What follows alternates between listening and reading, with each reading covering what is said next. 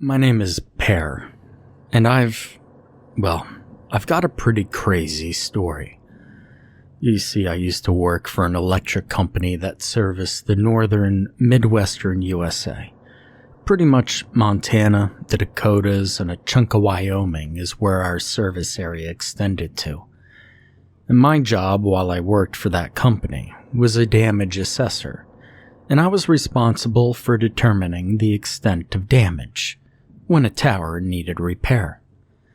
In layman's terms, when one of those huge Eiffel Tower-looking transmission towers has something wrong with it, I went out to where the issue was supposed to be and checked it out to determine what equipment needs to be brought in to fix it. And sometimes I had a partner, but most of the time I was on my own. It's the kind of job that was done with small helicopters not too long ago, and is sometimes done with drones now. But when I did it, I had to drive all the way out to the source of the power loss. This could often be many, many miles from the nearest hint of civilization. I worked as an assessor for something like 10 years before I quit, and my quitting was partially because of the situation I'm about to get into. But there were other factors. I made good money and there was a lot of downtime, but when there was an issue, it was usually a pretty damn big deal, and I'd be working more than 16 hours a day for a week at a time. I couldn't keep up with it, and eventually I burned out, which happens a lot. So, man, where to begin? Well, I've been doing the job for something like 8 years before the incident near Dickinson, and I knew fairly well what I was doing. The whole city was without power, kind of out of nowhere, and I was sent out to some spot 10 miles from the city heading east. The power plant that serviced the city was far away in central North Dakota, so until whatever damage had occurred was fixed, no one in that city was getting power anytime soon. I didn't arrive in Dickinson until 4 in the morning, after having gotten a call about 2 hours prior to the outage that had occurred. Like I said, most of the time, the job was pretty chill, but when it wasn't, I'd get these kind of calls in the middle of the night and have to act immediately. I had about enough time to roll out of bed, shower, dress, and leave. Then I spent the next hour and a half on the road. The whole city was totally dark, except for the lights of the other vehicles and a handful of locations with a generator, so the atmosphere was already pretty spooky. But I was used to that at this point. And that said, it never stops being eerie as hell when there's absolutely no light in a place where people are supposed to live. Darkened buildings at night take on a quality of their own, and the more lit up they're supposed to be, the creepier they feel when they're not. Now this was back in 2006, which was after the internet and cell phones, but only in very populated areas, which Dickinson only kind of was. With a total population of about 15,000 people at the time, it was more of a big town, rather than what most people would call a city.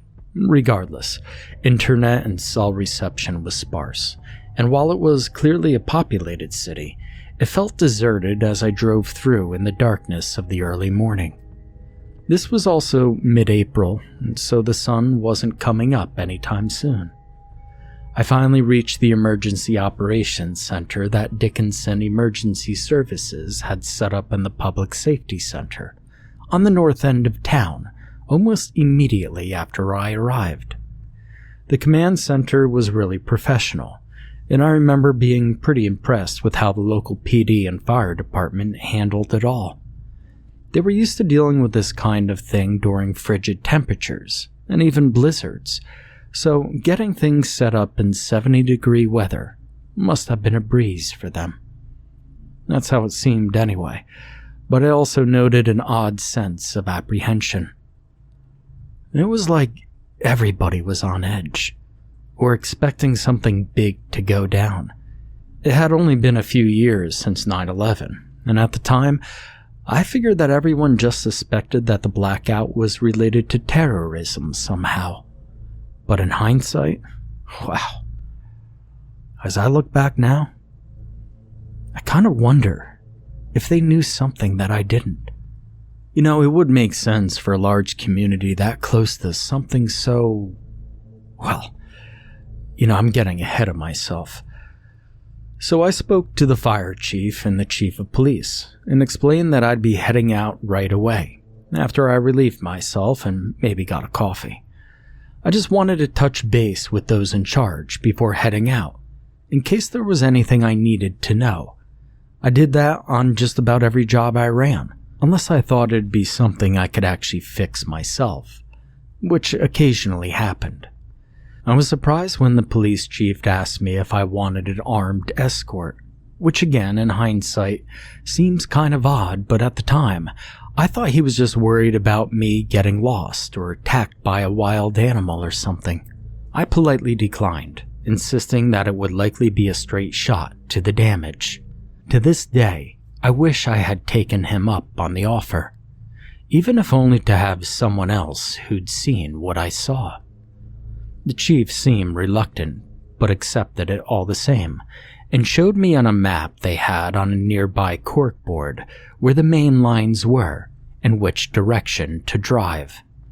I took a huge leak, I grabbed a coffee and a donut from a table they had set up, and I left the command center within minutes of arriving. Again, the darkened streets of Dickinson welcomed me back the instant I left the luminous oasis of the EOC, and the drive out to the main lines was even more unnerving than when I had arrived. I had reached the first of many, many towers, which stood well over 100 feet tall and looked utterly sinister in the dark, as they always seemed to. I got out of my truck and shined my cool new Surefire flashlight up at the tower, just to take a look. This wasn't the tower which needed repair, but it didn't hurt to check. I also wanted to get a sense of how distant my destination was. The flashlight, which was a gift from my wife, and was amazing for the kind of work I did, turned the spot I was looking at into a small patch of daylight. These days, flashlights that can do that are pretty common, but back then, I felt like James Bond. Anyway, I noted that there was nothing out of sorts about the first tower, and so I got back into my truck and kept driving along the large clearing. Part of what I was looking for was to do with the flora around the transmission towers. You see, the towers are tall enough and far enough away from any tree line that fallen branches aren't an issue. That said, if a whole 50 or 60-foot tree had fallen onto a tower or somehow onto the lines themselves, that could be the cause. And when that happened, it was usually multiple trees along a line, which together caused an outage. Now, I stopped a few times along the way to check for downed trees, but didn't find any indication of one. In fact, the clearing, which seemed to stretch on forever, was incredibly well maintained and manicured. Even as I got over a mile away from the city, the grass was still cut very low, which surprised me. Most municipalities don't maintain the grounds past their mandate, and you could usually tell where local service stops and state begins, because the grass is noticeably higher. This often made it a bitch and a half to deal with in the summer months, because tall grass usually meant critters, which I hated dealing with. Nothing puts one's mortality into perspective more readily than having to deal with a snake bite 30 miles from the nearest medical facility in any direction.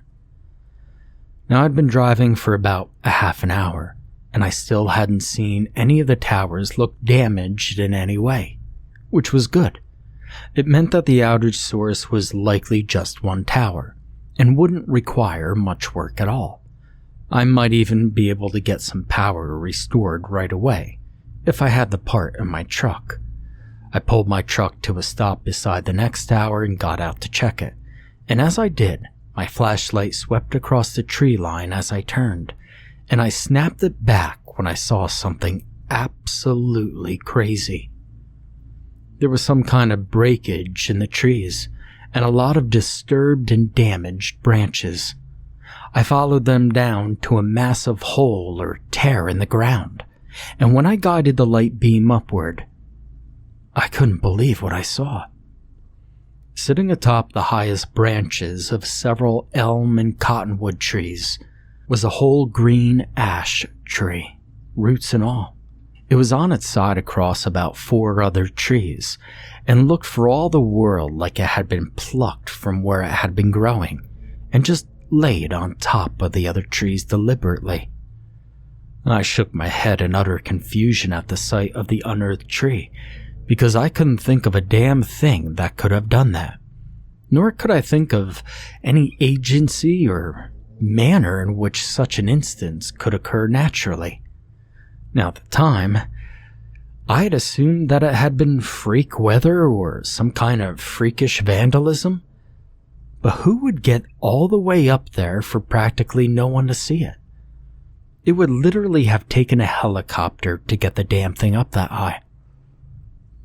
Man, I stared at that torn tree, completely bewildered by it. But also, I was fascinated. You see, I could not imagine that it had nothing to do with the outage, just because the leaves on the tree in question still had all green leaves on it, which meant that whoever had done this had done it recently.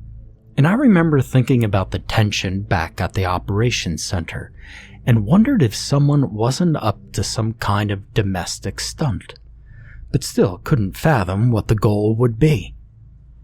So I pulled out my digital camera, which I needed back then because we didn't have phone cameras worth spit back then, and I took about a dozen pictures of the tree and the damage around it. The camera was cool, Nikon Pro something or another, but for all of its bells and whistles, it still used a simple flash to take pictures. Each flash lit up the whole clearing like a lightning flash, and I noticed that the damage went even further back into the woods surrounding the clearing.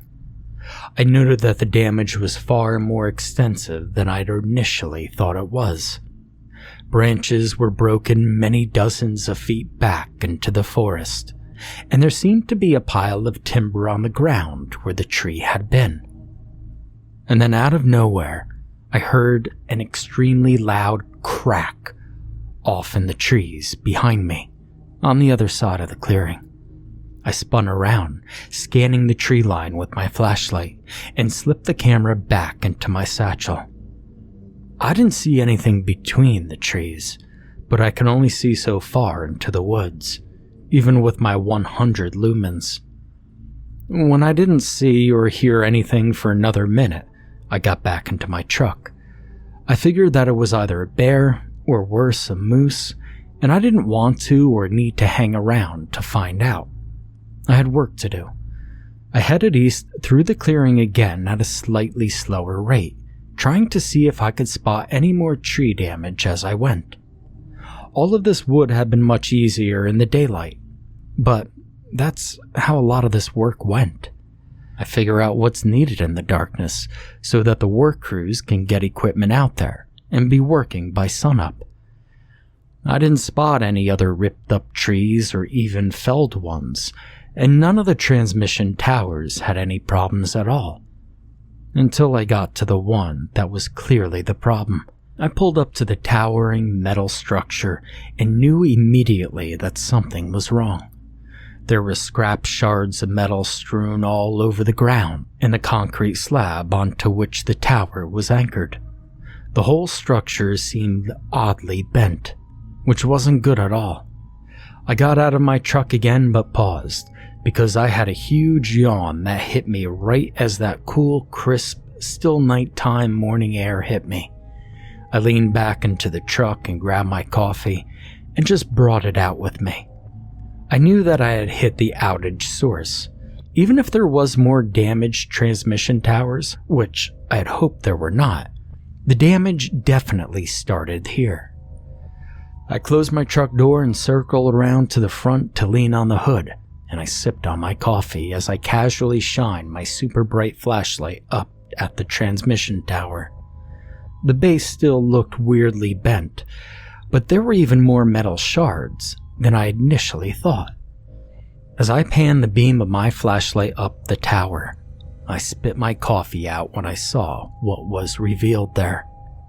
Some 70 feet up off the ground was another entire green ash tree, just stuck into the framework. Again, it was a whole tree. Not like someone cut a tree down and got the log up there, but the whole tree. I'm talking green leaves, roots, all of it. It was like someone stuck it up there, like a kid hiding a piece of broccoli that they didn't want to eat for dinner. But that wasn't even the craziest part, because as I moved the flashlight beam up even further, I saw that the damage to the tower was quite extensive, and that half of the top of the tower was completely missing. Not broken and hanging off, but I'm talking absolutely gone. It was like some huge hand had just ripped off part of the tower and absconded with it. Now at first, I just knew that it had to be some kind of aerial vehicular crash, and I spent quite a few minutes scanning around the clearing with my flashlight looking for more debris, hopefully from whatever had crashed, but there was nothing. I turned around to look behind my truck, and sure enough, the damaged cables that had once connected to this tower laid in the grass, torn away from their connections rather than detached. This last point was of some significance, since it would have taken considerable force to rip those massive cables apart. But there they were, laying in the grass. Fortunately, no electricity flowed through them, so there was no worry of a fire. But I had no idea about the cables heading further along this clearing. Before I got into my truck again, I checked on the next tower in the line, and the cables that were supposed to be attached. I took another look at the damage to the upper portion of the tower I was at. I could not for the life of me figure out what the hell had happened here, but something I saw on the parts of the tower where the metal was torn away caught my eye. All along the metal parts where the tower had been torn were regular segmented gouges, about 10 inches to a foot across. They were like these massive, abundant grooves, and they stood out as something I felt like I'd seen before. And I suddenly wondered if they were erosion marks, and if this whole mess could be chalked up to using bad steel in the tower's construction. But I had no answers at that point, except that I knew unequivocally that the entire tower needed to be replaced. I took about 30 pictures of the whole tower, but most of them were just for making my report, because I already knew what to tell the repair crews to bring. I then moved back over to my truck to drive on to the next tower. As I got to my truck, I heard another loud crack, this time accentuated with a loud thump. The sound immediately conjured the image of the tree stuck in the tower hitting the ground, and I spun around, hoping to catch whatever or whoever might have been responsible for all of this. My flashlight hit the tree line, illuminating many stocky trunks, but I detected no movement. At this point, I genuinely thought that there were people out there doing some kind of illegal sawmill or something, and fully expected to have my flashlight come to rest on a family of backwoods lumberjacks. But there was nothing. So, got back into my truck, and I kept going to the next tower. But on my way there, I spotted the downed cables on the ground, and noted that there was sparking a bit, so I immediately radioed to Bismarck to have them cut the power back to at least 2 more towers. This was good news though, at least once the cable stopped sparking, because it meant that the tower ahead was functional, and that it was probably in good working order. Once the cables stopped sparking, I tested them with the voltage meter to double check if they were dead. I then put on insulated gloves and tapped each of them off to make sure they were as safe as they could be. I would have used the junction box, but these heavy-duty power cables are too big for the ones I had with me. After that, I cleared up the area and removed some brush and branches to keep anything hazardous away from the cables. and just as I had finished up the work and was feeling pretty good about how it was coming along, considering the state of the problem tower, I heard another heavy thump from the woods, this time much closer to where I was than before. I shined my flashlight at the trees again, and again I saw nothing, but this time the sound persisted. It came again and again, thumping in my direction like footsteps, and I realized in that moment I could feel the impact of whatever this was in my damned feet. I panicked, completely shocked by the realization, and ran back over to my truck. It was like my fight or flight kicked in, but I had no idea why. I still needed to check out the other tower to confirm that there wasn't any damage to it, and so after a few minutes, I started up my truck and slowly continued to the next tower. Now at this point, I was pretty scared and genuinely regretting not accepting the armed police escort. I mean, what the hell even was this? There's nothing out here that's big enough to make that kind of impact. So what was it? I spent half the time trying to work it out, and the other half trying to put it out of my mind, because right then all I wanted to do was confirm that the tower was copacetic and get the living hell out of there. I pulled up to the next tower and quickly got out to examine it. I checked it on all four sides and saw that, aside from the cables on that end being slack, it was in perfect condition. Satisfied with that, I turned around and headed back to my truck once again. But when I turned around, I froze in my steps at the sight which loomed over the trees to the north.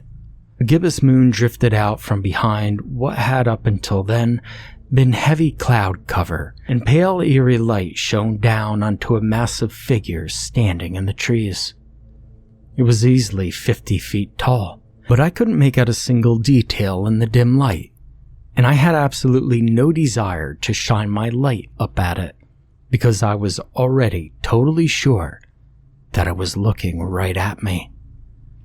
I stood there, staring at this huge black shadow for what felt like way too long, and I didn't dare move an inch. But neither did it move. It just stood there, being impossible, and stared right back. I thought about radioing in for a helicopter, but they wouldn't get out there until sunrise at the earliest, and that was still a solid hour away. I thought about switching channels and calling in to Dickinson for help, but it might take the police almost as long to get to me. And just as I was working up my nerve enough to point my light at this thing, the massive shadow lurched toward the clearing, and I heard the sound of branches snapping, followed by another massive thump. I freaked out and bolted to my truck as fast as I could, and by the time I got to the door, the thing was at the tree line already. I practically dove into my truck, got the engine started, and slammed the thing into reverse, spun the wheel to pull a 3-point turn. The thumps continued to come, making my truck shake as they did, and as I finished my reversal and got the truck turned around the right way, my headlights passed over what I thought were a couple of horribly diseased, gray-black tree trunks. I realized in complete astonishment, as they moved, that they were not trees at all, and I hit the gas. I blasted back down the clearing in the direction I'd come from in complete flight. There were no roads, and no posted speed limits, and I cannot actually remember how fast I was going. But I didn't care. What I do remember is that the thumping of whatever the hell this thing was followed me all the way. I passed the damaged tower, and as I did, I heard the screeching of metal being bent and torn behind me. I kept looking in my rear view, but all I could see now was absolute darkness behind me. As I got about halfway past the damaged tower, something big landed in the grass in front of me, and I had to veer sharply out of the way to avoid it. I realized as I passed the debris that it was a piece of the tower from behind me. This thing, this creature, this giant, had just thrown a piece of tubular steel pole, which likely weighed something like 400 pounds, right in front of my truck. If it had hit my truck, well, I know I'd be dead. I mean, how strong would anything have to be to even lift something that heavy, let alone throw it with any kind of accuracy? The steel tearing noises came back when I reached the next tower, and they were so much louder and more jarring than they were before. I heard a huge crash behind me as I passed, and I knew that the thing had just taken down that tower as well. But I didn't care. I just pressed my foot into the gas pedal and didn't let up. But the thumping followed me almost the whole way, with this thing tearing at every single tower that I passed. I didn't stop hearing it until I got to the absolute outskirts of Dickinson. I drove through the shadowed, eerie streets of the city, which now seemed at once more foreboding and comforting, because at least the buildings would hide me from whatever was out there. I went straight to the Emergency Operations Center and gave them a report. Didn't say a thing about what had happened while I was out there. I told everybody that some freak storm, like a localized tornado, must have ripped straight through the tower clearing and damaged multiple towers. When the repair crews came through at dawn, there was no sign of whatever had chased me near Dickinson, but the damage it had caused was obvious enough. 6 of the dozen or so towers between where I saw the thing and the city were completely destroyed. One of them was completely toppled over. The explanation I gave was accepted, which was a massive relief, and the cause of the damage to all the towers was written up as a tornado. I noticed something, though, as I was preparing my written report that unnerves the living hell out of me to this day. As I was going back through the pictures that I'd taken of the tree and the first damaged tower that I found, I compared those grooves in the metal to similar gouges I'd noticed on the tree, and they matched perfectly. And that's when I realized why they seemed so familiar. They were teeth marks.